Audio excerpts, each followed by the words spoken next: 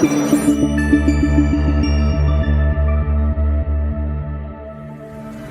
are now tuned in to the War Party Paranormal Radio Show, where we will be discussing actual audio and visual clips captured during the team's investigations. Hear firsthand eyewitness accounts from fellow team members and special guests. Now smash that like, subscribe, and follow button, and let's get ready to welcome team leader and your host, Eric Vanderlaan, and tech specialist and co-host, Mike Delcoro.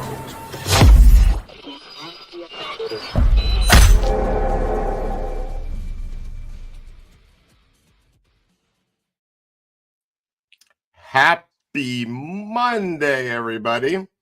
Welcome to the War Party Paranormal Radio Show. My name is Eric Vanderlaan. I'm the host and the War Party Paranormal Radio Show and team leader of War Party Paranormal Research Team.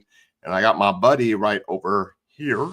That's right. What's up, boys and girls, ladies and gentlemen? My name is Mike Delcoro, and I am a tech specialist with War Party and investigator.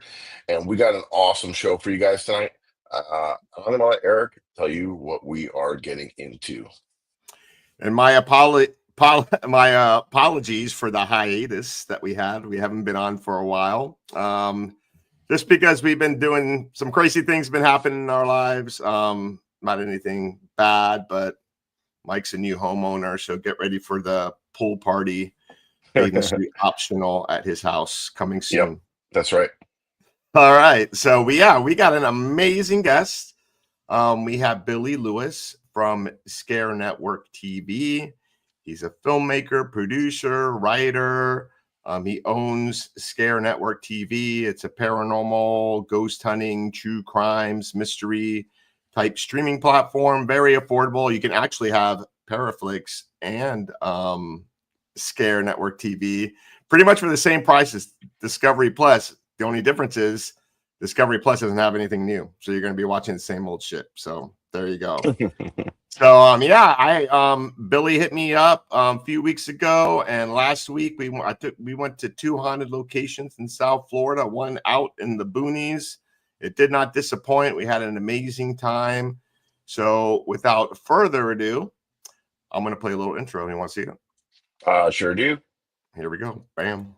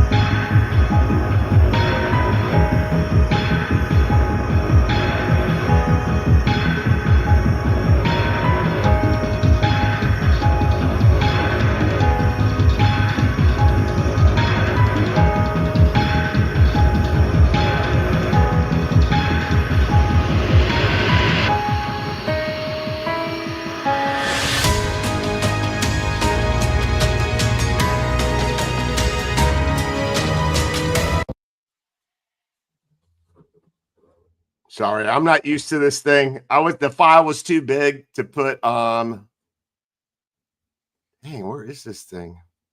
I got you, dog. All right, thanks. You got lost. All right. Okay, so we went to 2 haunted locations. We got to film with them. We went to the Ted Smallwood store in Chokoloskee, Florida. People don't know what a Chokoloskee is, but it's way down south in the middle of nowhere. If you're a fisherman, like inshore fisherman, you might know Chokoloskee, but most people don't. Yeah, it's a very small little area with a lot of backwoods, really good fishing spot. But yeah, and the store used to be a trading post and a post office back in the early 1900s, and the only way to get to it was by boat because they didn't have the bridge back then. So yeah, and then a few days later, I took him to witness Gold Coast Railroad, Gold Coast Railroad Museum, and that did not disappoint. One of our team members, Chris, he joined us, and I swear that presidential car was going nuts. It was crazy. Oh, and by the way, Franny joined us at the Smallwood store as well. So without further ado, let's bring Billy on. Bam. Welcome to the show. What's up, Billy? How we doing? Hey, I'm good. Thank you guys for having me. Forgive me if I sound Southern. No, forgive me if I sound tired. You're Southern. If I sound tired. North Carolina. Yep. I am. I'm still recovering from that trip because along with those things, I was shooting stuff on the Skunk Ape. I went out one night python hunting with his father and son thing. I shot a true crime thing on Edgar Watson, and did one other thing I could remember. So, wow, you've been busy, man. Yeah, went to Tampa and did an interview. Yep. On the way out with Edgar Watson's great granddaughter, and so yeah, I mean, it was a productive week. Drove down from North Carolina to shoot a whole cluster of stories. That's the way I like to kind of do things, is when I'm going to go to a specific area, I like to get my money's worth and try to do, try to get more than one thing. And right. Sometimes I tend to overextend myself, and my wife is like, "You're crazy. You're trying to do too much." And I'm like, "If I don't do it, nobody else is." So anyways. So, you had quite an adventure, that's for sure. And so tell the people that are here watching and listening a little bit about yourself. Okay. Scare Network TV. Yeah. So I've been a filmmaker. So I started off in TV. I worked in TV news back in the early 2000s from 01 to 06. That was my real education on how to film, how to edit, how to interview people, how to light, how to do sound, how to pretty much do everything, that all the skills needed to, create a professional video. So, and I saw a lot of bad stuff while shooting news. I'd have to go to head-on car crashes. I'd have to go to murder scenes. I'd have to go to fires, motorcycle accidents, you name it. Right. I went to it. So it was very negative and whatnot. But like I said, it was my real education on it was preparing me when I got out of it to start my own video production company. And while I was doing news, I was able to use the television station's gear. I produced my first couple of short films. So I did those using the gear, like on the weekends and at nights when I wasn't working. And so that was good. So I got out of news, started my own production company, started producing short films, started picking up some clients and doing corporate videos to actually, make money, and training videos and marketing videos and whatnot. And then in 2010, I wrote and directed a movie called The Jailhouse. I got the poster in here somewhere. It was my first big movie. And I actually had a crew, everything. I had a crew of like 25. I had an investor, and actually, C. Thomas Howell was in my movie. Like I wrote it and directed it. Oh, very cool. And he was, if you're familiar with 80s movies, he was Pony Boy from The Outsiders. Yeah. He was in Red Dawn with all the other big actors, one of the main dudes in that, Patrick Swayze. He was in Regulators. He was The Hitcher. You remember the crazy movie where they got stalked by the truck driver? Yeah. He was in that. He did some big stuff. Anyway, so long story short, he came to Wilmington, or outside of Wilmington, and we shot that in 2010. You misspelled Betworth. Oh, there you go. and there's no .com. It's just scarenetwork.tv. That's the website. But anyway, so did that. Ended up signing with a distributor to kind of sell that movie around the world. And long story short, that movie played on. There used to be a network called the Chiller Network. I don't know if you guys remember. It's like the little brother Yeah, network. The film that I wrote and directed is playing on national TV, and I'm not making any money off of it. I mean, that movie made probably around the world made quite a bit of money, and I never made a dime off of it. And so that was very discouraging, because it's like, we put in 2 years of work to sign with a distributor. They know all the people to buy it around the world, and they make all the money, and we walk away with nothing pretty much. So, kept hustling, whatever. I did a new movie in 2017. It's called The Terrible 2. You probably see that poster right there. Oh, yeah. Another horror movie. I wrote it and directed it, and very cool. Actually shot it in my house. I kicked my wife and my 3 girls out for 2 weeks. We shot a horror movie in here. Had a crew. Were they the twins? No, they weren't old enough at the time. My girls they were all super small, so I had to hire some actors. That's funny. But kind of the same scenario. We produced a movie and signed with another sales agent in Los Angeles, and they sold it around the world, and they actually paid me a little bit, but not what they should have. They sent me financials, and they're like, "Oh, we owe you," and then they just never paid me. Anyways, long story short, that's a pretty common running theme with independent films and whatnot. I know it's worse in the music. I know it's worse in the music industry, but that was kind of.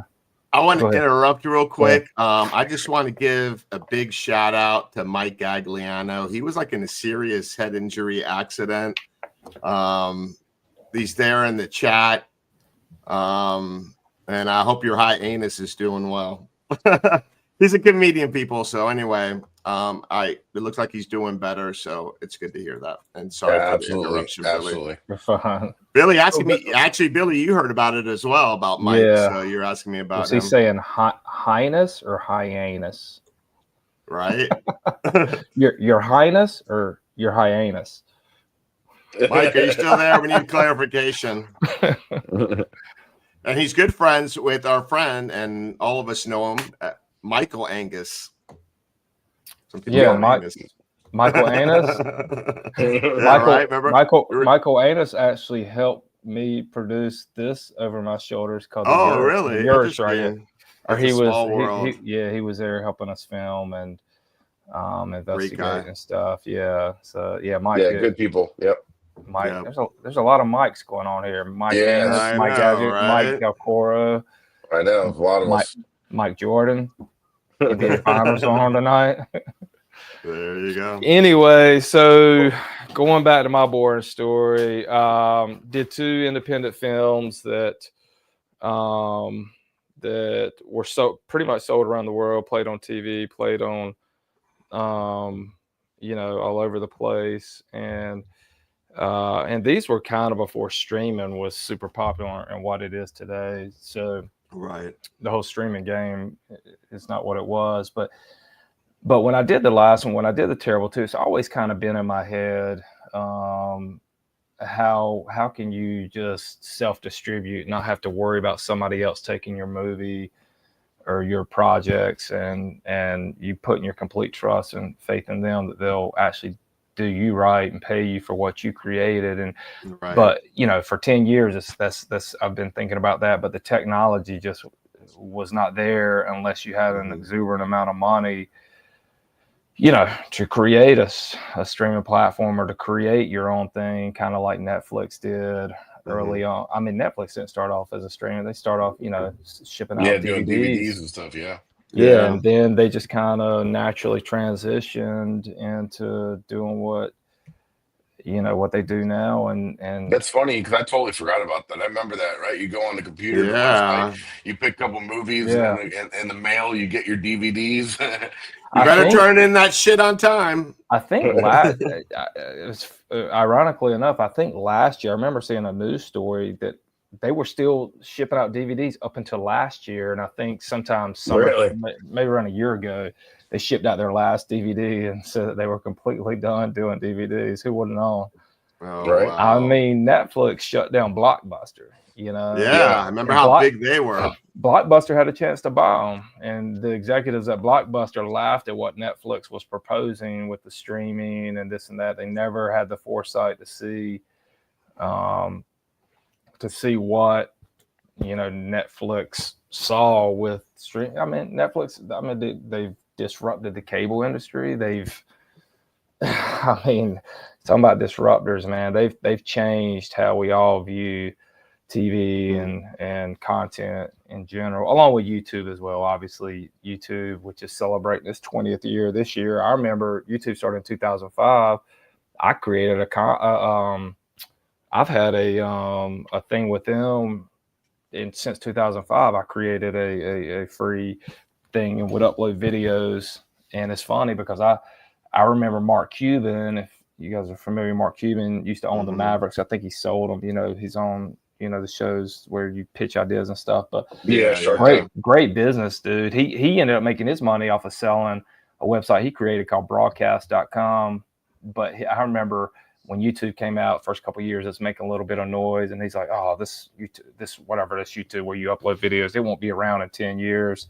Right. And that was like 05, 06. He said that, and again, the rest is history. So, and it's funny, like everyone now, like the main channel now is YouTube. Like even for the younger generation, my kids, like they just sit on their phones and watch YouTube. They don't even use the TV. It's so I couldn't even get used to that now. I mean, anything like Mike, you just bought a house. I'm sure if like you're flipping toilets leaking from behind, what's the first thing you're going to do? You can look up a video on YouTube. Exactly. I mean, so YouTube has become such a great tool for, and just for releasing content for people who don't have another place to. So, I love YouTube. I've never wanted to go the route of trying to be a YouTuber or this and that because, that's such in my opinion, it's such a hard thing to do. It's like a full-time job. Yeah, unless you've got a backing or you have a built-in audience. For example, I'll use those guys that had the Destination Fear show talking about paranormal, and obviously they already had a built-in audience. And then when their show got canceled on Travel Channel, they went over YouTube. And actually, I think I told you this. Yeah, I showed you a picture. I met them at a conference a couple of weeks ago. Went up and talked to them. My little daughter got a picture with them. And I was talking to them and I was like, how, just curious. I'm like, how's everything going over at YouTube? They're like, dude, we have more control. We have more freedom and we're making way more money. We don't have to answer to anybody than we ever did on the Travel Channel. We can do whatever we want to do, whenever we want to do it.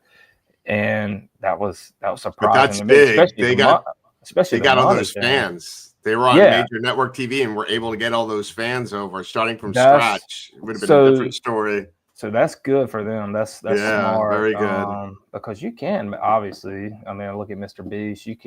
Which actually Mr. Beast only lives like an hour and a half from where I live here in North Carolina. He where he lives, I went to college there, East Carolina and Greenville, North Carolina. But anyway, so YouTube's great. I love it, man. Obviously with my stuff with Scare Network, I just put teasers and stuff up there. I did sacrifice one of my original documentaries. I put it up on YouTube, and it does well. I mean, it has almost 500,000 views on YouTube. It's Willow's Weep. That's actually kind of what brought me into the paranormal and starting Scare Network. I don't know if the house is still there, but it was.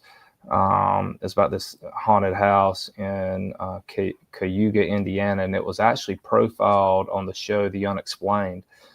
Okay. The very first show, The Unexplained, with William Shatner. If you guys have ever watched that on the History Channel, the very first show they ever did. This was like 6-7 years ago. They just profiled this house in Indiana, and they called it the most evil house in America. And the segment was only 6-7 minutes. It was a bunch of segments within just talking about really weird places.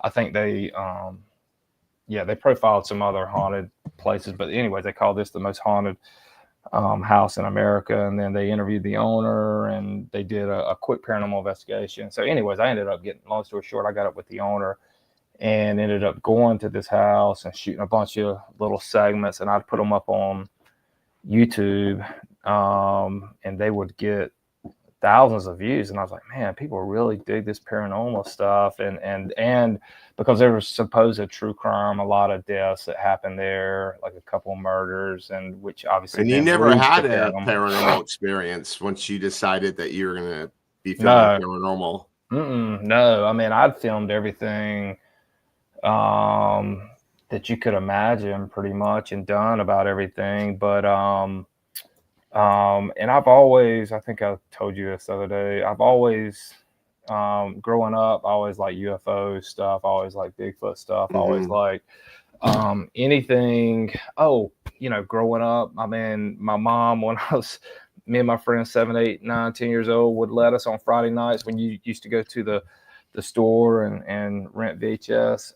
We would go, and I would rent Friday the 13th and Nightmare on Elm Street and the Chucky movies. And my mom, super religious woman, would let me, to this day, I don't know why she would allow me young to rent those horror movies, but she did. And maybe subconsciously, this is a storm that's been brewing since I was a kid. I just didn't know how to, but that, I mean, but you went into it as a skeptic, right? Like you probably believed it, but you've never had an experience or anything like that, right?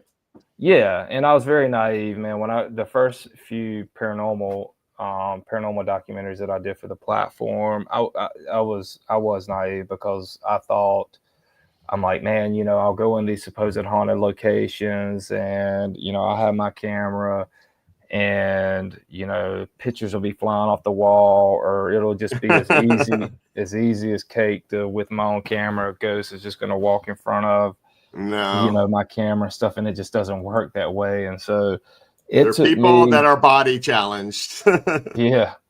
It took me a while to understand the way the paranormal, a paranormal investigation works, and and how the supposed communication with spirits works. You still nobody can still definitively prove that you're communicating with any type of spirit, but I've developed some philosophies with my original documentaries and stuff that I do for the Scare Network, where, and I think a lot of people like this, and I'm not saying anything new or original.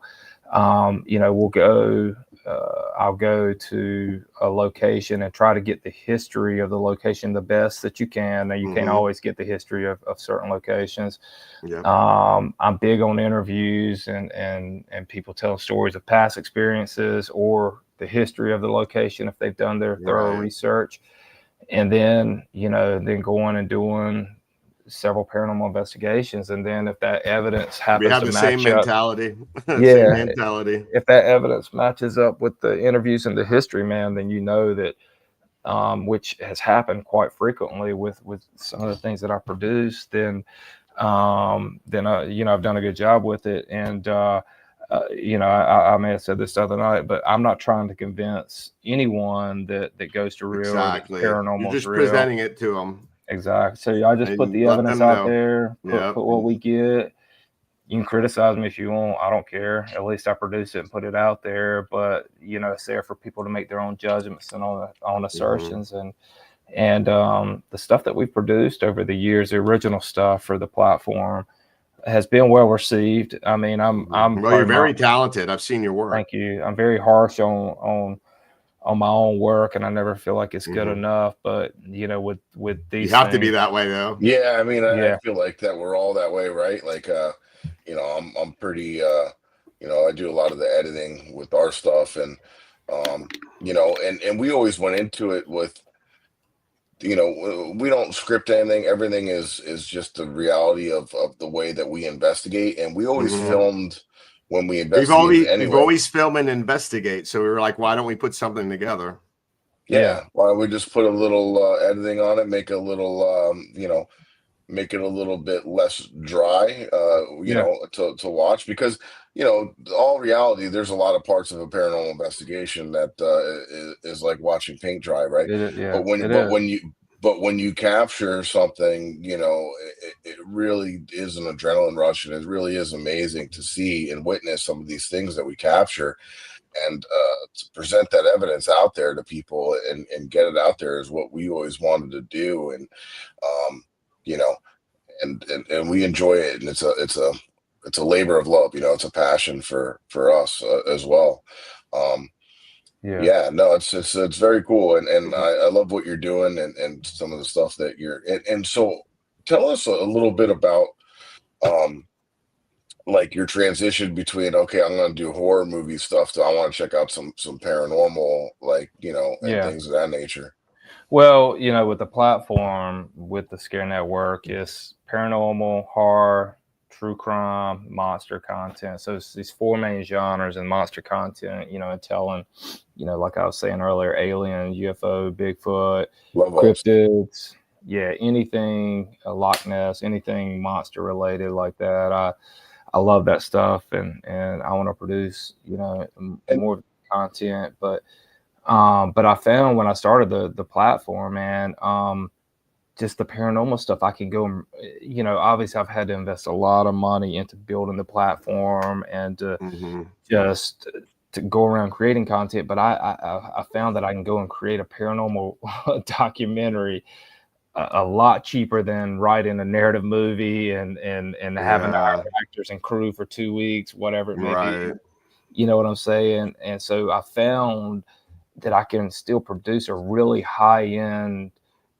I call it documentary, but I treat it like a movie. My paranormal documentaries, because I always want to tell a story, man. I don't want to knock anyone, but you see these paranormal investigations on YouTube and other places like that, and it's just Mhm. someone with their cell phone and they're calling it a paranormal investigation documentary or documentary, and I like to try to treat it, and that there's a lot involved with that. I mean, obviously, like I said, I'm big on interviews, I'm big on storytelling, the music, just the way you capture a location with your b-roll and your shots and whatnot. So it's just not straight paranormal investigations the whole time, because like you said, Mike, I mean, if you just had streamed 6 straight hours of paranormal investigations, you would put a lot of people to sleep. Like, yeah, oh yeah, that's Oh for yeah. sure. so Definitely. I cut a lot of stuff out. Obviously, when I'm doing the editing, Yeah. but yeah, man. I mean, I've got, going back to your thing about the horror stuff. It's like with the platform, all I want to do is grow this platform. I don't care about getting, 4.99 a month, yeah, people. I don't care It about won't getting break the bank. rich. I don't care about getting famous. I just want to grow this so we can continue to create original content. And that I want to create original series. I'm talking about narrative series, written series, where we do have crews and real film crews, along with the paranormal, the high end paranormal docs, along with other stuff. So it would give me the most satisfaction to be able to give other filmmakers and other paranormal groups and others Mhm. who are struggling to get their projects off the ground, just to give them an opportunity to create original stuff. Yeah, And that's. I'm sorry to interrupt. I just no, had a no, question there for you. Just now, does your platform have? Is it mostly all your content, or is there other people on no, there that? yeah, it was funny. And you guys is open. You had that guy, Daryl Marston. Is that his Yeah, name? yeah, from Ghost Mhm. Hunters. I'm actually doing a live with those guys next week. They hit me up. They've got their My Haunted My USA Haunted Manor. Manor. Yep. Yeah, they've sent me Yeah. that. I've got their whole series, their whole first season series, 13 episodes. I'm actually about to release it on Scare Network this week. Very And cool. then I'm gonna do a live with them Yeah, next they're week they're to gr- kind of they're great promote it. people. We've been friends with Yeah, them for quite some time now. yeah. So Yeah, Daryl reached out to me. Sorry to interrupt, but Daryl reached out to me several weeks ago, and he's like, man, I really like what you guys are doing over there. And so, yeah, I've picked up quite a few paranormal docs from other paranormal teams and filmmakers and whatnot.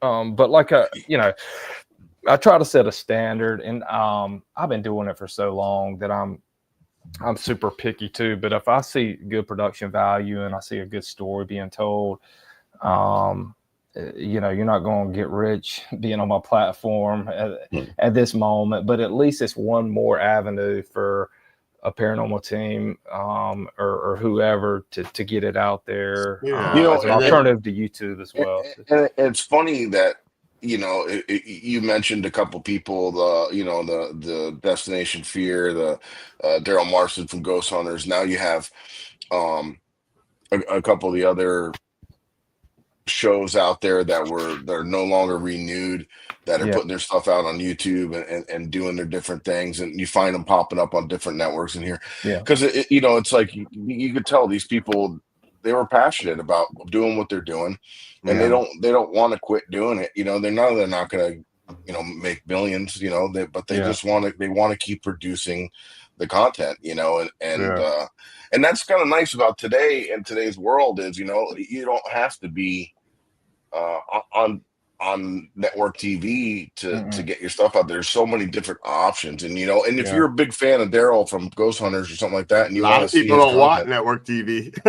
They want to see other exactly. things. You can still see his content or Destination Fear, things of that nature. So it's so the world's changing, and that's for sure. And Warner Brothers bought Discovery and Travel Channel and a slew of HBO, a slew of other things, and they pretty much killed it, all the paranormal shows on Travel Channel and Discovery Channel. So I feel like there's a void that needs to be met outside of YouTube and stuff. It was almost getting a little saturated there, it's like, but then they went from everything paranormal like to now nothing, you know what I mean? Like I know. It's like, geez, come on. But it's great. And Eric, we're about that time where as Eric, we got to pay some bills, Billy. Okay, that's right. Do it. So we got to run a couple ads and a couple things, and we'll be right back with you guys. If I can find where to click. He's so technology inept. Like I said, I'm on my laptop, so for the time being, so everything's a little different.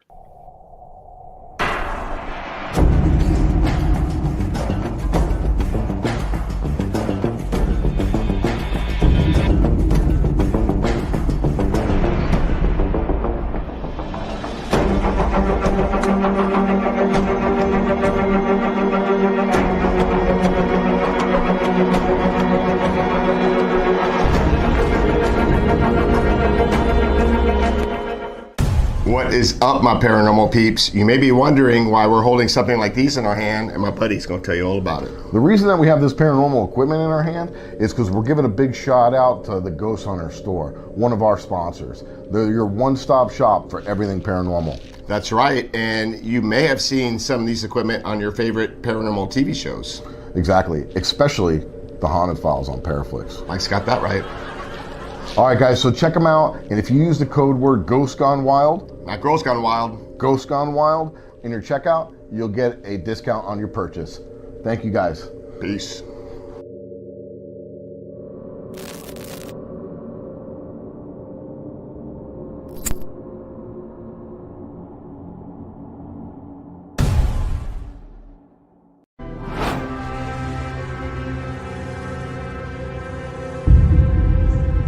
Hi, I'm Eric, and this is Mike from War Party Paranormal Radio Show and the Haunted Files on Paraflix. And Mike, we got something pretty cool, right? Heck yeah.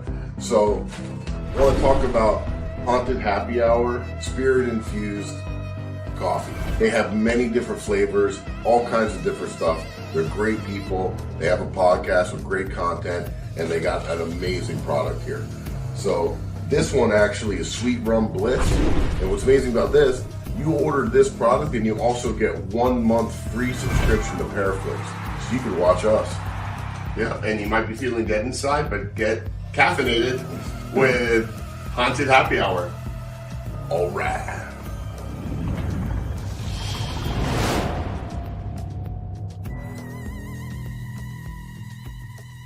Are you ready to explore the unknown? Eventually. Brace yourself for a journey into the supernatural. Paraflix Paranormal Plus, your gateway to the paranormal, all-in-one streaming service. Dare to explore, dare to believe, dare to stream alone. It does not want us here. Sign up now and embark on a supernatural adventure like never before. Paraflix Paranormal Plus, the universal home of paranormal. So speaking about streaming platforms and things of that nature, Eric and I have a show called The Haunted Files on Paraflix. Check us out. We just finished up season 3, had our finale, and we are currently shooting season 4. That'll be coming out in 2026. So make sure you check it out. Now's a good time to binge watch and catch up on all our seasons and episodes. And we're gonna throw a little trailer out there for you so you can see what it is we do. And Eric, which one should we play here? Since normally we play our most recent, but since we just finished the season, what do you think? You want to throw Aerojet out there, or we got Rock Island? 529. Billy wants to see Flight 529. Billy, remember the Florida Bayou jet crash right there by the airport I told you about? Yeah. I told you we did an episode. Yeah, that'd be cool. We'll play that trailer. All right, let's do it. Good evening. As searchers wade through the muck of the Everglades, looking for any signs of the DC-9 that crashed there, and the 109 people who died. Search crews make their way through the muck and swampy water. The wreckage scattered in bits and pieces everywhere. Among that wreckage, the remains of the 110 victims on board. The toughest job, removing those remains into a temporary morgue near the crash site.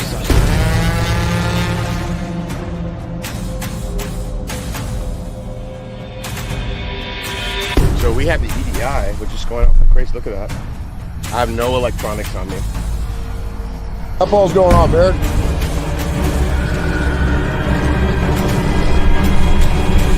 What the? We can help find her. We also need to know your name.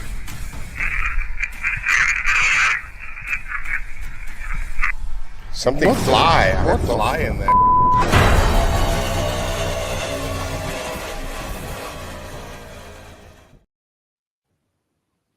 That was.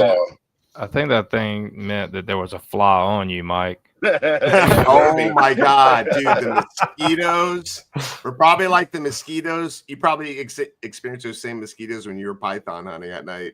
Oh my God! They were on steroids. Was so they were huge. bad. They're the size of flies. I was flying my drone on Thursday. I left on Friday, but I was flying my drone down in the glades in this one trail, which by the way, there was quite a bit of trash in there. So obviously it was people would go in there and leave their trash, which is sad. I'm like, why is this place so trashed up? Anyways, there was like 3 or 4 gators. I hadn't posted. I did a stand. I need to post it on social media, but it was like 3 or 4 gators just eyeballing me, and they just kept getting closer and closer, and they were within 10 feet. And I think what was happening was they were used to humans were going out there and throwing on food and stuff like that. But anyways, the reason I say they're talking about mosquitoes, it's like I literally had to spray everything. I sprayed so much on my face, my lips started swelling up. But I had to get this B-roll, and I had to fly. I flew my drone really quickly. But I had so much of the. You can get a mosquito suit, Billy. They'll cover everything. Todd offered me. He's like, "Do you want a net or a headpiece to put on?" I was like, "No, I should have." But I had to go back to the place I was staying and take a shower after that because it was. That stuff's crazy. You're just covered in DEET. You know what I mean? And what? Yeah, and then what's worse is like they're all hovering by your car, and you open up your car door to freaking get in. The 65 of them get into your car, and and they just go off the ride with you. When we left Smallwood, like as soon as I got on that one road going to 75, I was just hauling ass with the windows down, the sunroof open, just get all the bugs out. It was crazy. So They're like floating around inside the did I car. tell you when we left Smallwood, whatever, that was like 3:00 in the morning, so 2:30, 3:00. And I had same thing. I had mosquitoes, whatever. But I looked up. I was probably 20 minutes from Smallwood, and I looked up on the window above me, and I'm out driving down whatever. It's 41. Nothing out there. Really dangerous road. If you were to crash, either way, you go into water and stuff. And there's a huge spider. Did I tell you this, Eric? A huge spider walking down the window on the inside, and I have no idea where that came from. So I tried to kill it. It jumped over on the window right beside me. I tried to kill it again. I couldn't. I'm like swerving the car. And so the spider fell down. I never saw a dead spider. So I got another 15 minutes. There's nowhere to pull off on the side of the road. I couldn't stop in the middle road because I'm afraid a car would be coming. But I was like, dude, 20 mosquitoes in the car. This huge spiders in there. I'm like, what is going on, man? I was just like, get me home. So, yeah, right. It is. It's no joke. It is no joke out there in the Everglades, man. You got so many critters and things, and it's I mean, when we were filming that one episode out there, when we were that we just showed you, and there was one point where Eric was doing the Delco experiment. He had the goggles on, and I'm filming him with infrared, night vision. And you could just see him, like just so many of them just swirling around his head, and I felt, and at one point he's like, I can't do this anymore, and he rips the goggles off. Well, the thing is, the DEET that mosquito repellent works to not so they don't touch you, but they're like still close to you. They're like all like this. I told my wife, I was like, I'm never going to complain about a mosquito in North Carolina again. It's so funny, man. Like where I live. We pay a company that comes during the summertime every 3 weeks to spray the perimeter of our house for mosquitoes. And the guy came today, and I'm like watching the spray back there. I was like, man, I could have used that. Like your backpack last week, because it was, dude. When we were python hunting, though, one night I was with this father and son. And we never came across it. I rode around on the back of the truck. Me and the dad were standing on the back of the truck for like 45 minutes. And those guys were like, man, if we come across python, we're like, I'm going to kill it right. We're going to kill it right in front of you, because they, I got great interviews with them, and they were like just talking about the nuisance that pythons have because they're killing all the natural animals. Yeah, absolutely. So, but those guys, we never saw one. Which, by the way, and I should have done a story on this, Eric. Do you remember the guy Todd talking about the bear that went in and killed that guy? Florida. The guy the python hunter I was with on the back of the truck, it was his wife's grandfather, and it was his piece of property where the bear went on. This may not. You told me that. Yeah, I remember. Yeah. So that's crazy. He went and got the bear out of the thing after the bear had already killed his wife's grandfather. Wow. Anyways, there was just too much going on last week. I can't wrap my head around it. But that's going to make you come back down for a second trip, and you'll be used to the mosquitoes. We'll have that mosquito. I've been out of Florida many times in my life, but never really to shoot any, kind of like I did last week. So it was crazy. It was crazy stuff. Did you tell him about the Python Cowboy and the Python Hunters and the Aerojet? Briefly, I was telling you about the Aerojet rocket facility out in the Everglades. It's 3 miles. You have to either bike or walk. So I found out about this location from the Python hunting shows. They were like, I was watching on Travel Channel, and they're like, oh, well, there's this one location where it's prime spot for pythons, but it's haunted. And I'm like, I need to check it out. So Mike knows Python hunter Mike. What's his? Trapper Mike. Yeah. Trapper Mike. So he was like one of the first people that witnessed like the satanic worship that was going on at the rocket facility, because he was going there to search for pythons. Yeah. And then discovered all this like pentagrams and blood marks, like and all these upside down crosses and dolls, and it was just like really weird shit. Yeah, and then we started looking into it a little bit, and there's been a couple murders out there. There's just another one recently. Just recently. Yeah, you months told me about ago. that. Did y'all shoot an episode out there or no? Yeah, it's only the trailer's a minute and 30 seconds long. I actually like to show it to you if you don't mind. Yeah. Deep in the Florida Everglades sits a once secret NASA contracted rocket test facility. Built in 1963 for the sole purpose of testing different types of rocket fuels to launch astronauts to the moon. Now a hotspot for urban explorers and local python hunters, this facility is also still being used for satanic worship and occult practices. We found actually like probably about a 50-foot pentagram, red spray painted pentagram. Yeah, let's get this out of that room. There's so many upside down crosses and shit, dude. In the middle of the pentagram was a 3-legged chair, and at the base of that chair was what looked like a pretty large blood stain. What's the odds of this thing saying Satan, when we're here, specifically looking to see if there's anything dark here to confirm what the python hunters found? Let me ask you this. What was that? What happened? It was a moan, a loud moan. I got it on here. Whoa! Heard it? I heard that too.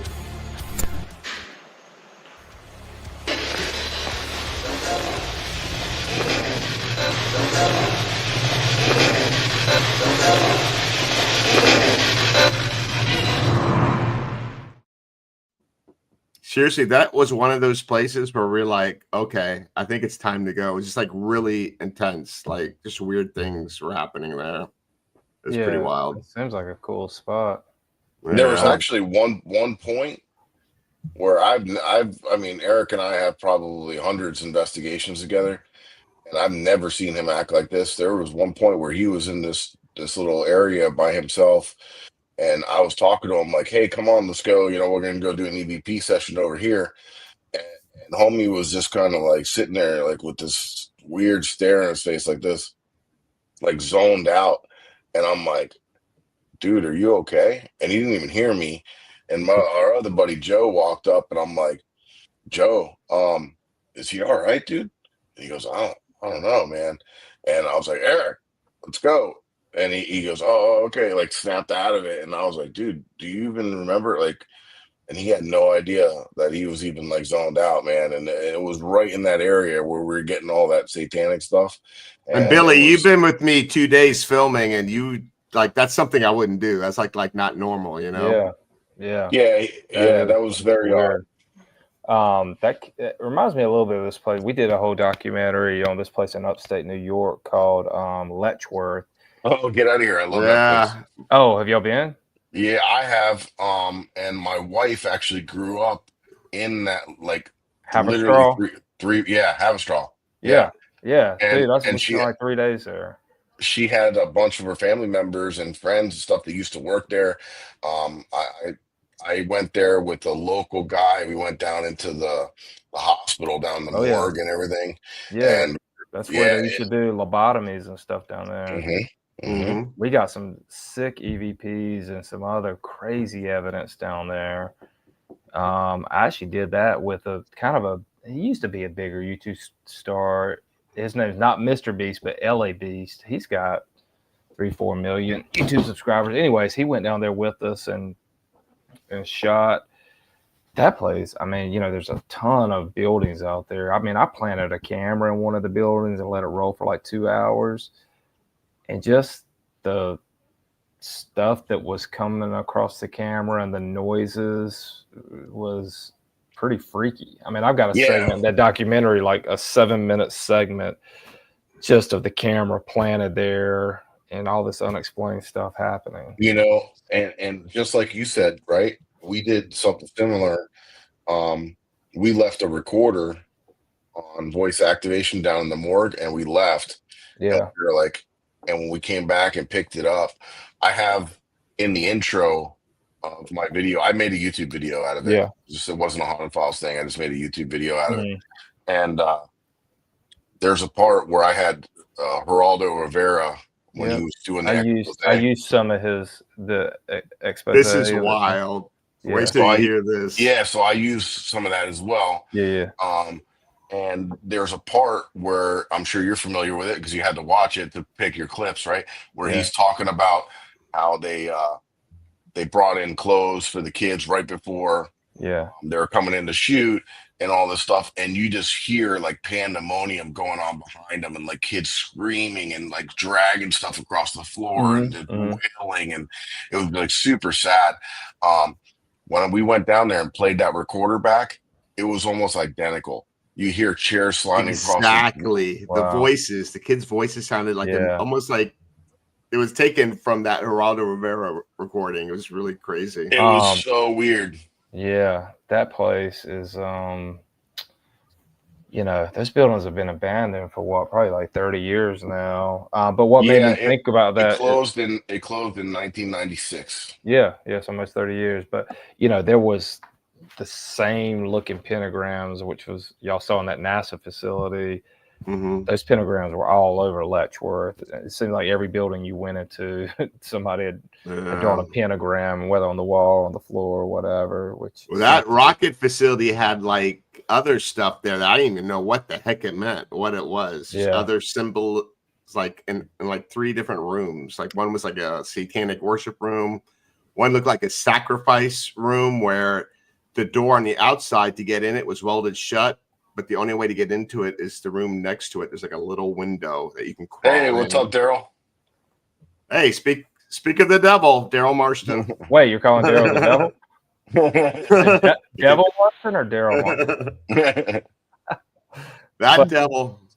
But going back to Letchworth, man, I don't know. Did you walk in the rooms where they used to do like dental procedures? And yes, I have a bunch of crazy. Oh, my teeth are hurting now. It was, but it's like they just left everything there and abandoned. You still see the dental chairs and the equipment. The chairs are still there. Yeah, and like you said, there was one part that I was walking through an area in the hospital, and like you said, this was back in 1996 when it closed, and there was papers all over the floor, and I picked one up, and there was still it was a training book for the staff.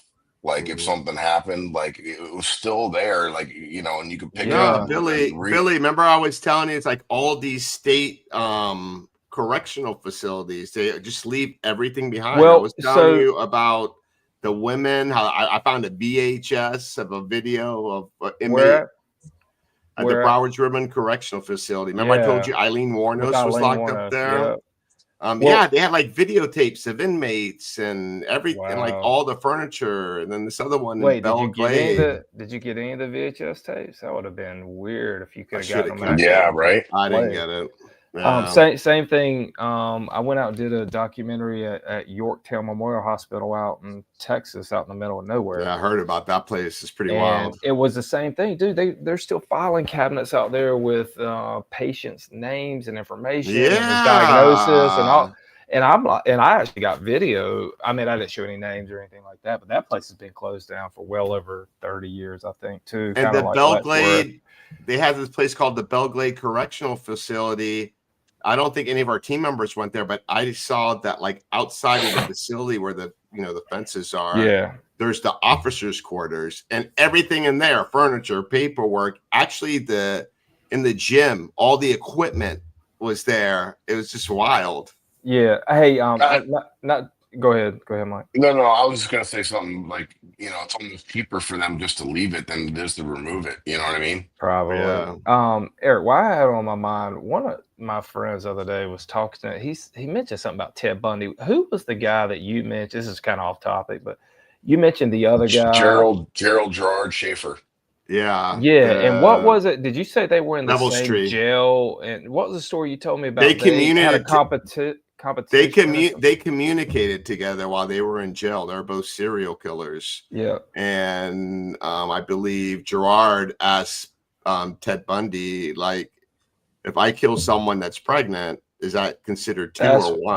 That's what it was. I couldn't remember. Yeah, the right, Mike? story. Is that how it went Yeah, down? that is. And you know, that was something that it's a very sick story, but it's very fascinating to me Yeah. because it has a very, very twisted, sick individual that is true crime. Then you have all the lore He attached to it dissected people and took parts out of them while and hung tied them to in a trees. tree in the woods. This guy had some very, very sick mental illnesses. He used to tie himself to a tree and like choke himself and like do all these weird things, and then so he would pick up women in pairs in the 70s that were hitchhiking and stuff coming down to Florida on vacation, and he was a cop.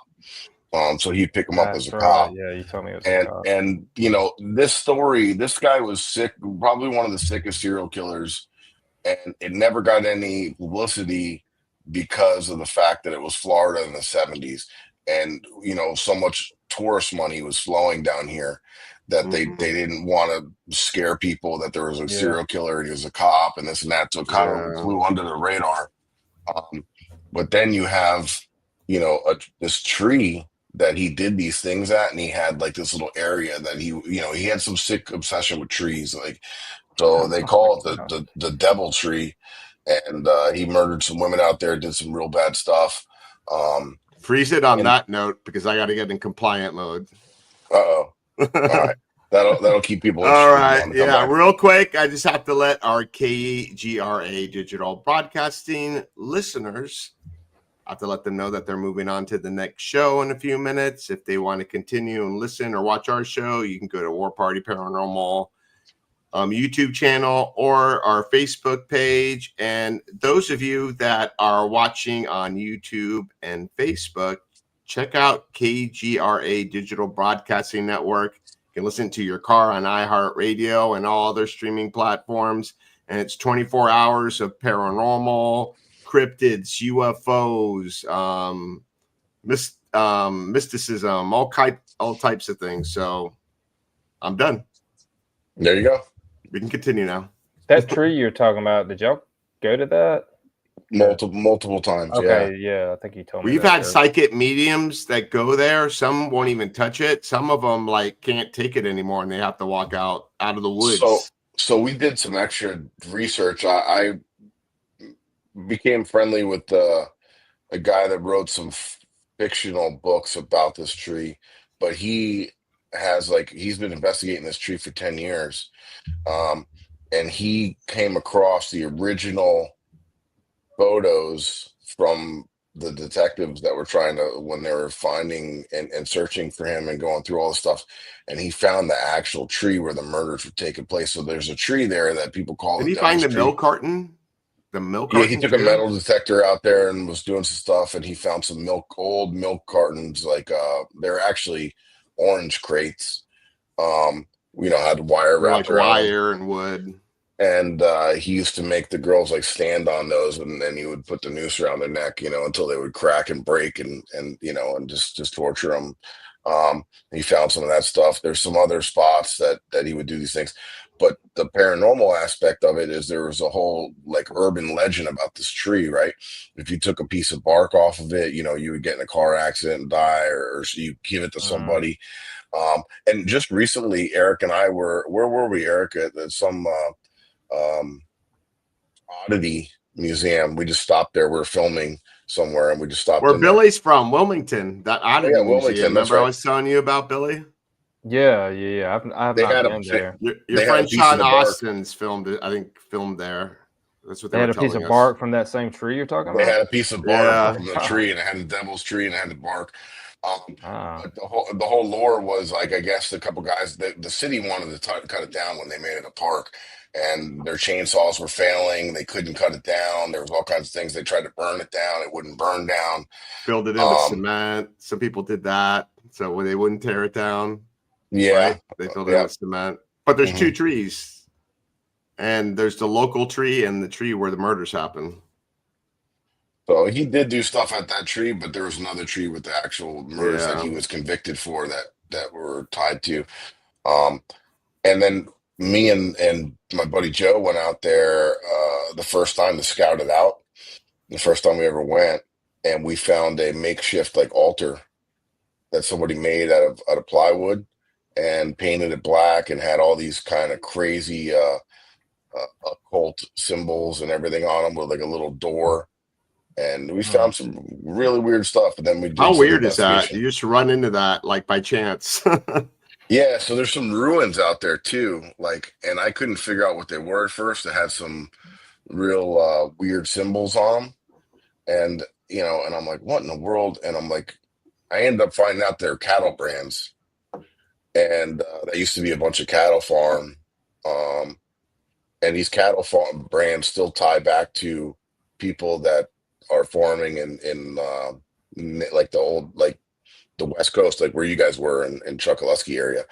And, but I think that these were not 100% rubble when in the 70s, and I think that he had like his little outpost there in this rubble. So yeah, just kind of and then we did a lot of had a lot of paranormal activity because people go out there and they worship do satanic stuff, and people have said that they've seen shadow figures, stuff out there walking around, things happening, and we capture some really weird stuff. Well, that's normally the case with most supposed haunted locations, is that the place location may be a little bit haunted, but then you got, these uneducated people or kids fooling around, going out there and doing stuff that invites even worse stuff into the location. And then that's that place.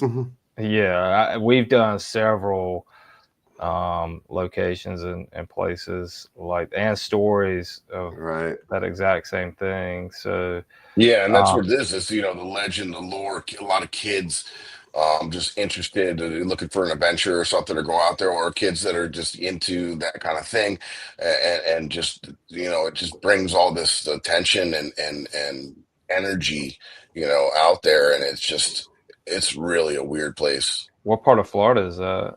Port St. Lucie. Yeah. Okay. Just north of West Palm. Okay. And if you go there, it's a very beautiful little park, and it's really nice looking. And you got these big, beautiful oaks and everything. But when you get in there and you get into this area where it is, you start to feel it. You feel the weirdness and the heaviness in this area. And we've captured EVPs. We've had devices going off. We actually, one of the weirdest things was we took Eric's EDI that senses motion, and we set it at the base of the tree. And you would see the lights just start blinking in patterns that look like footsteps. It was like blinking. And how are you getting vibration? And we even went over there and stomped next to it. And but the cushion, the ground's soft. Yeah, it's soft. There was no.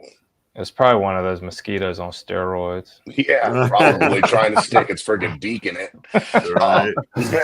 So, Billy, I got one question. So, what's the one place that you filmed at that first made you say, like, oh, this paranormal shit is for real? Like, what location that? Man, I've done so many different locations now.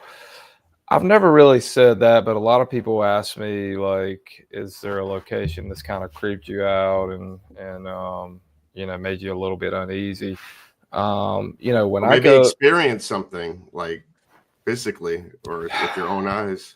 Yeah, I mean, so I think I told you, when I go and film these documentaries, like, I know that I have a job to do. Yeah, you're focusing on filming. Yeah, so I'm so keyed in on filming, on getting shots, making sure everything's in focus. Although I was looking at some of our footage the other night, I think I was really tired. There's some out of focus stuff from the Railroad Museum, but it's all good. No, I'm not too bad. But I'm so focused in on, and I feel like when you're like looking in the lens of a camera, and I think that you're not as susceptible to the spirits or to be influenced by whether negative spirits or whatever is haunting that location.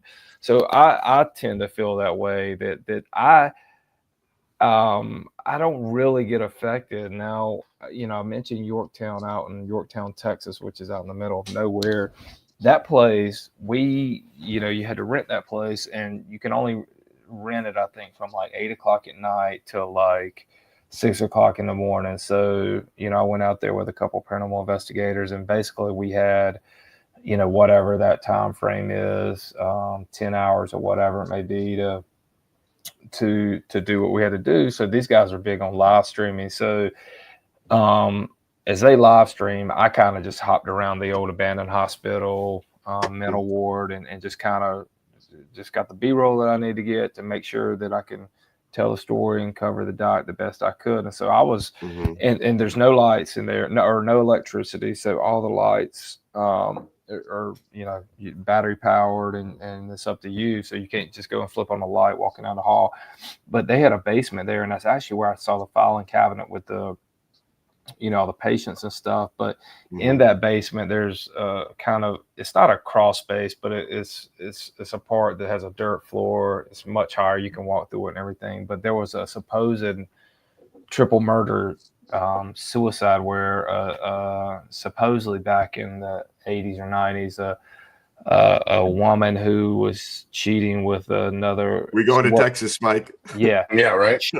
That place is crazy. But she was cheating with another person that worked. They both worked at the place, and they were supposedly having an affair. And I guess her husband came down and took them into this basement and killed, shot and killed both of them, and then killed himself. So supposedly there's 3 murders down there. So it's super creepy down there. But just in that area down in the basement, I'm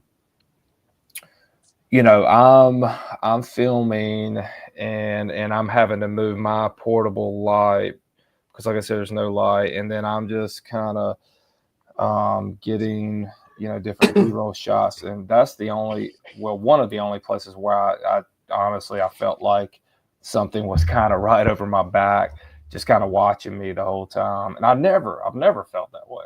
I never really do. And I've been to places where really bad things have happened.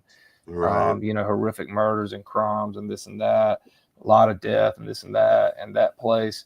But again, as a filmmaker and producer, if I don't get the shots and get the B-roll, nobody else is. So it's something that I just kind of I have to put it out of my mind. And I was hearing noises, and it wasn't the guys I was with because this was a big hospital. They were over on the other side, and I would hear noises, hear this and that. My light started acting up, whether it be paranormal or what. You can't prove that, but that was place, odd.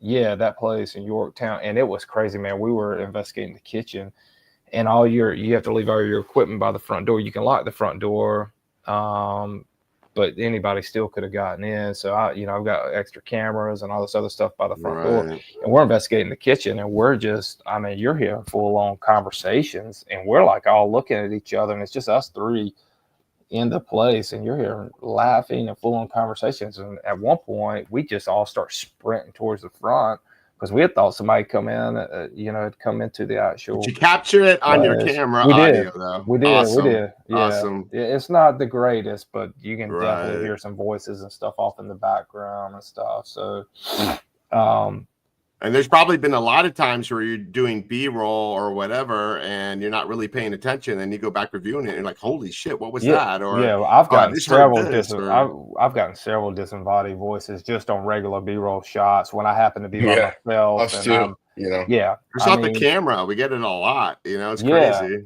And I'm sure I miss so much stuff too because I shoot with multiple cameras. I have multiple strings of audio going, and I just can't go through hours and hours. You're a one-man show. Yeah, so if I'm sure that I've missed a lot of evidence, to be honest with you, over the years of the things like for instance, that little clip that we were talking about earlier before we were live.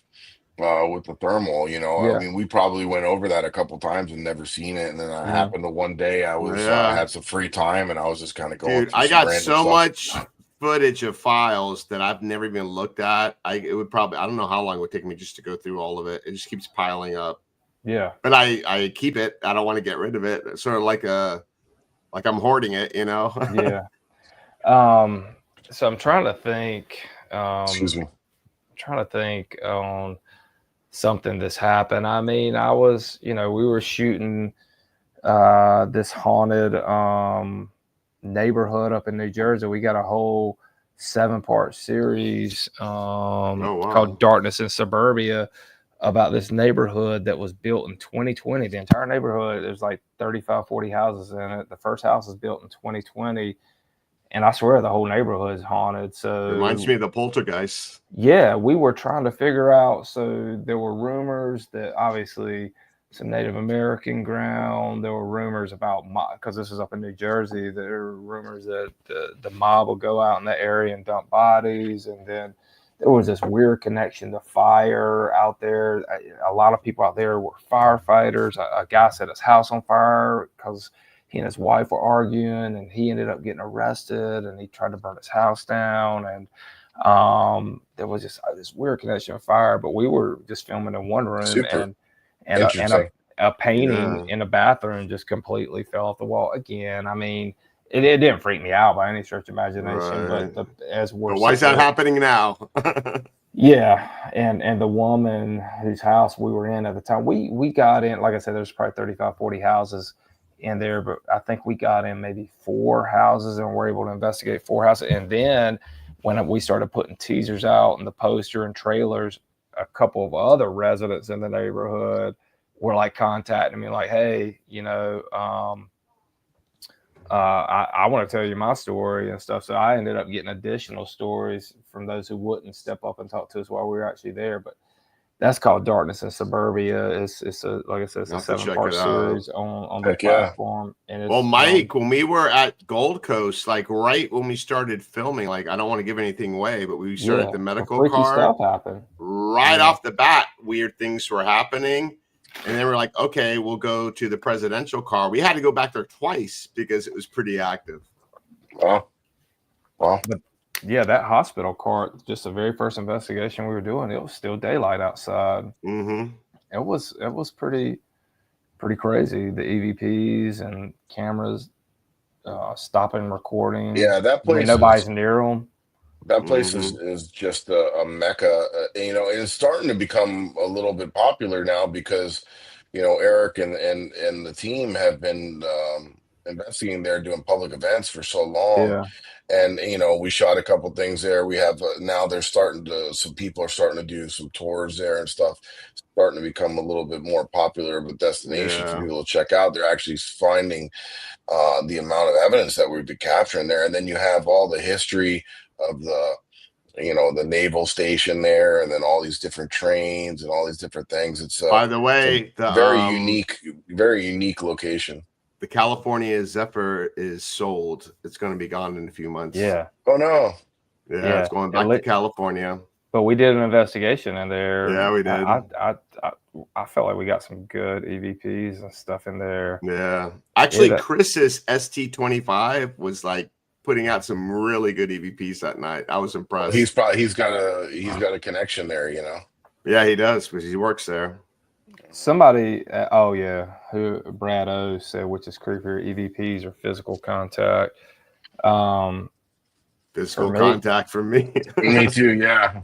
Yeah, I mean that doesn't really happen to me. I feel like there's been.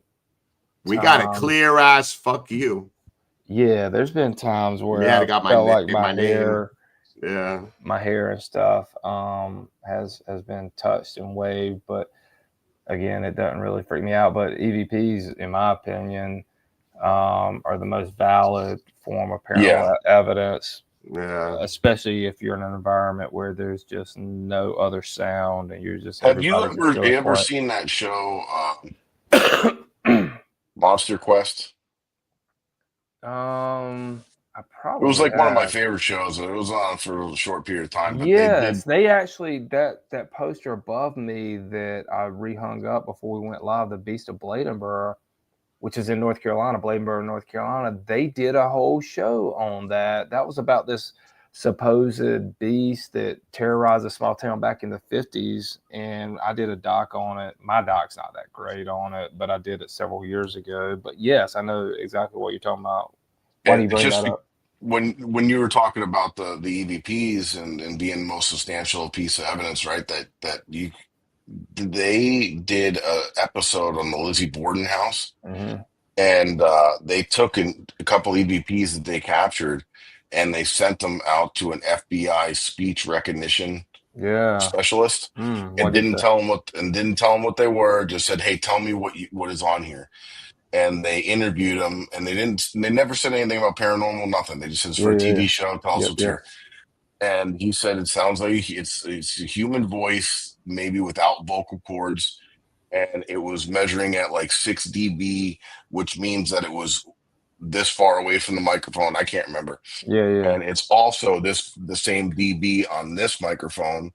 So he's like, that's an anomaly that really can't be explained, because how can you be the same distance between two different microphones that are on different sides of the room Yeah. and capture human? So like that to me was super compelling. Like, I want to do that. I want to get like one of our best EVPs or a couple of them and Yeah. send them off to a specialist, Well, Billy couldn't Interesting. understand why we were getting when we were filming, why we were getting EVPs on one recorder and then the other recorder wouldn't Yeah. get it, and then the other Yeah. recorder get it and the other one wouldn't get it.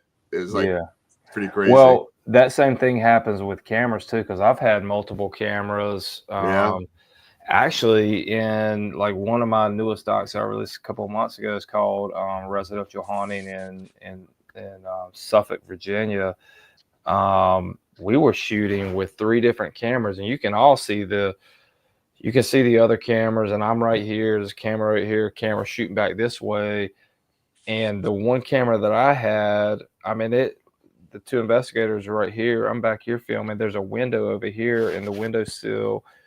And you see a little shadow figure go by the window, and you can't say there was nothing else in the room. Mhm. But it only caught on my camera, and then you got another camera point this way, and you never see it. The other camera, which is on the super wide shot, you would have seen it. It wasn't on That's that. crazy. But it's like, how does this one camera pick it up in these other 2 cameras with the same frame? And especially with your experience in filmmaking and filming and Yeah. doing this and not to be able to describe, like to debunk it. That's wild, right? Well, it goes the same thing with the voice. When you're using multiple recorders to record an EVP, why does it come on one or record on one and not the other? I mean, unless it's a physical bang at the location, this both recorders or both multiple cameras are getting, then that's more plausible. But yeah, man, that is, and that's just one example that comes to mind. That's happened multiple times at various locations and various investigations that we've done. Actually, if you watch the trailer for the Residential Haunting in Suffolk, you can see, I think I put that in the trailer. I think you can actually see the shadow figure in the trailer and stuff too. So it's pretty freaky, man. Well, if you're ever doing a horror movie or anything and you need a fat bearded guy to get killed or something like that, Oh, 100%. Man, After hearing you talk tonight, Mike, I thought I was a sick dude, but now, no. No, I'm joking. Well, Billy, thanks so much for being on the show and also inviting us to film with you. Tell people like what's coming up, where they can find you. How they can subscribe to Scare Network TV. When are those episodes? Well, you probably don't have a date yet, but things like that. Yeah, so scarenetwork.tv that's the website. If you type in your web browser, scarenetwork.tv, or if you go, we got apps out on Roku, on Fire Stick, on Apple TV, on Android TV. You just go to your Play Store and search it up, and you can find the apps and play everything just like you see on the website. But man, we've probably got about 7 or 8 new documentaries that are in the can that have been filmed, and they we're slowly going to be unveiling them throughout the summer and into the fall. We shot a really cool one in Cape Girardeau, Missouri a couple of months ago at this place called the Glen House, which in that little teaser you put together, you saw a photo with me and a guy named Jimmy Ricker, who has a great paranormal team called Outlaw Paranormal. We went there for Cool 3 name. days. I think Ghost Hunters maybe did a show at Glen House, but that was years ago. So nobody, I think it was them, but nothing big really has been done on the Glen House. Anyways, that's a very historic location that sits right on the Mississippi River, and it's kind of like the train depot, man. They really need donations and really need kind of financial help because nobody lives there, and it's kind of a museum and people take tours, but they're just not bringing in the income and stuff. So I would love to help out locations the best I can, just by kind of bringing awareness to certain locations who obviously could use financial help. And absolutely.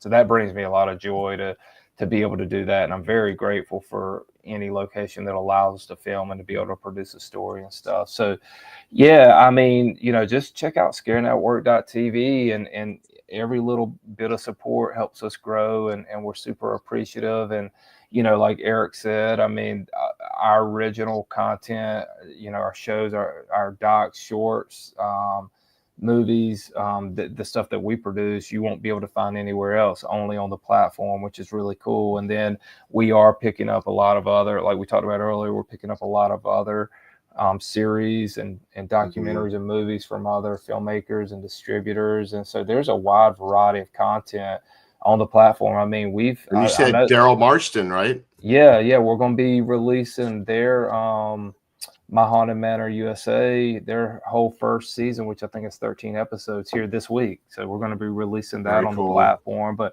we've got, between our series and movies, I mean, we have well over 300 episodes of movies, series, podcasts, short films, just straight up paranormal investigation. So there's a lot on there, and we have so much more in the can that we are we're going to be releasing. And Eric, I know I told you, but I'm very thankful that you agreed to come to the locations and to kind of help me out, man. It means a lot to me, and it brought a lot to the table. And I got the same passion as you, so it's hard to say no. Mike, I wish you could have joined us, but same here next time. 100% next time. We'll come up to Wilmington. We don't care. We liked it when we were there at the Battleship. There's a lot in Wilmington too, and I've only done a little bit, but beyond the Battleship, man, there's ton. I mean, obviously Civil War stuff, and there's all kinds of history on the Battleship. or bust. Oh, I was going to say earlier, I guess it's a little bit too late for the joke now, but when you guys were running your commercials, you did the coffee commercial. What was that called? What was the Haunted Happy Hour? I was like, man, I got distracted, but I was like, man, I could use a cup of that Haunted Happy Hour right now just to check them out, and we have our own flavor. It's like a whiskey bourbon blend called the Haunted Files. It's coming out soon. It's really good coffee if you like coffee. It's really good. And my wife and I love coffee, and I love your one-liner and that, talking about if you're dead inside. You delivered it with no expression on your face. Because you know what? I was out late investigating, so I was already dead inside. I mean, there a lot of puns happening there, but no, that was fun. I thought it was really funny. You guys, I think the night before we were filming till like almost probably got home at 4 a.m. 4 or 5. Yeah. So y'all are probably sucking down some of that coffee then. Oh yeah. But no, thank you guys for having me thank you for having me, Eric. And maybe we'll bring you back with Daryl. Oh, 100%, man. Cool. I'll talk your head off. I mean, I will. You don't have to worry about me not talking. So my wife tells me to shut up. No, that's good. It's a radio show, so that's what it's all about. Yeah. So dude, anytime you guys need a guest, man, seriously, I've got so many stories, and we've been to so many locations and produced so much stuff at this point, man. You guys could watch one of our movies. We could just sit there and talk about it. I could break it down and try to get you to see how I think when I'm putting it together and editing. That'd be a cool show. That'd be interesting. Yeah, hell yeah. Very cool. I used to have some guys that used to do that, and unfortunately, one of the guys passed away, and he was just passed away last year. And I actually have a lot of his podcasts on the Scare Network. And I love What that was guy, man. what He was that cartoon that was where they like there's this cartoon characters Mystery they're Theater watching a movie 3000. but they're making like smart ass comments and jokes Oh, like throughout yeah. the movie. Maybe Yeah, something yeah. like that. Yeah. Or more on the intellectual side. Hey, if you guys want to do that, we could actually play That'd be one of very my cool. docs and sit there and talk about it. Yeah, that'd be cool. That'd be cool. Yeah. I've produced enough of them now, so we have some to choose from. But yeah, man, anytime you guys need a guest or whatever, I appreciate it. And yeah, everyone out there, you know, please check out the platform and Check 'em out. tell your friends about it. And Absolutely, show Billy some support. Check it out, and you know, he has some great content out there. Very talented. And guys, if you want to check out any of my personal content, the easiest way is if you go over to my website. It's FLAparanormalresearcher.com, and that links out to the Haunted Files War Party. All of my social media, everything is found there very easily. Check out warpartyparanormal.com. And Eric, what about you? Me, you could find me at Ghost Hunter of South Florida on all social media platforms.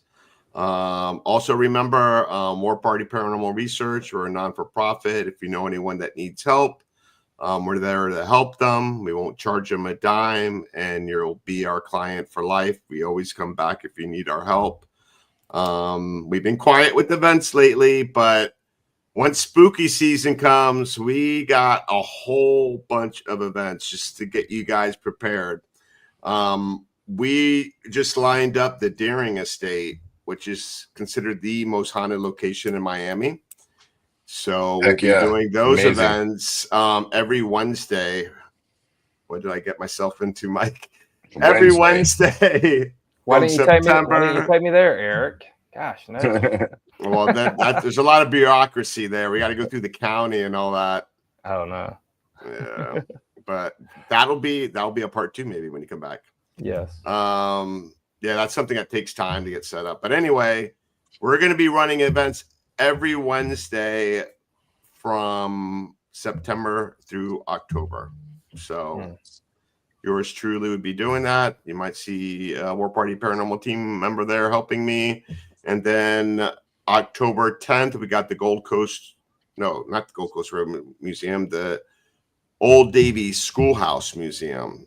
So that's the only event we're having this year. So you don't want to miss that one. That one sells out quick. And then Mike and I, we got some events coming up. We'll be at the Savannah Theater Macabre Symposium in August. And then in October, we'll be in Rock Island at the Rock Island Esoteric. Why do people make all these names so weird? I know, they got to make it so complicated. Yeah. Paracon, damn you. Esoteric, Paracon, but there's going to be a lot of big names there. And us truly, so check that out. Are y'all going to Gettysburg this summer too? Oh, Gettysburg Batch. That's another one. That one is teetering. I'm not sure. We'll see how that I'm goes. probably not going to make it this year. I got a lot of stuff going on. I got 2 houses in disarray that I'm moving from, so probably won't make it this year. But that's also another great event, and make sure you guys check that out. All right, guys. All right, thanks again, Billy, guys. and see you all next Monday. And keep it spooky.